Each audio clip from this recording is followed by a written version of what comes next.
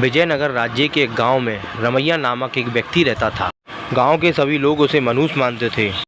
उनका मानना था कि सुबह उठकर यदि किसी ने सबसे पहले रमैया का चेहरा देख लिया तो उन्हें पूरे दिन भोजन नसीब नहीं होगा।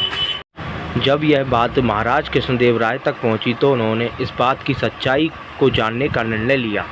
उस रात रमैया को राजमहल बुलाया गया और महाराज जी के कक्ष के सामने वाले कक्ष में उसके रहने की व्यवस्था की गई।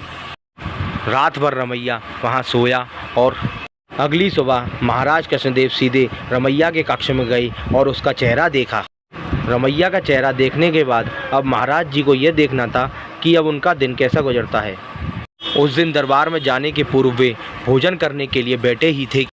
उन्हें तुरंत किसी आवश्यक मंत्रणा हेतु बुलवा लिया गया।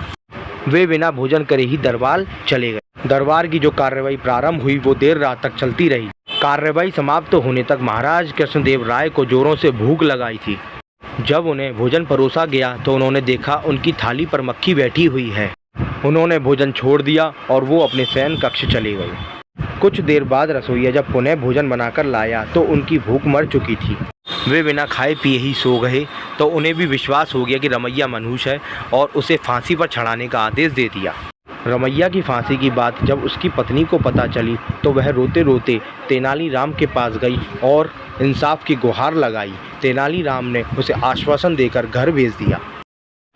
अगली सुबह जब सैनिक रमैया को फांसी पर लटकाने के लिए ले जा रहे थे तो रास्ते में उनकी भेंट तेनालीराम से हुई। तेनालीराम ने रमैया के कान में कुछ कहा और वहां से चला गया।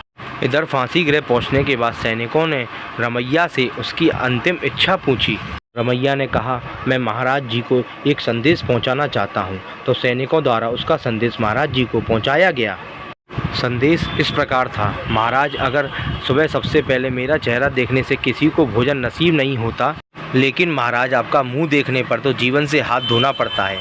बताइए ऐसे में ज़्यादा मनुष्य कौन है। संदेश पढ़ने के बाद महाराज को अपनी अंधविश्वासी सोच पर शर्म आई। उन्होंने सैनिकों से कहकर रमैया को बुलवाया और पूछा कि तुम्हें ऐसा संदेश भेजने का परामर्श किसने दिया था।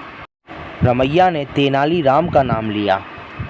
महाराज तेनालीराम की बुद्धिमत्ता से बहुत प्रसन्न हुए। उन्होंने रमैया की फांसी निरस्त कर दी और तेनालीराम को पुरस्कृत किया। इस तरह तेनालीराम की वजह से रमैया के प्राण बच गए। इस कहानी से हमें सीख मिलती है कि हमें अंधविश्वास से हमेशा दूर रहना चाहिए।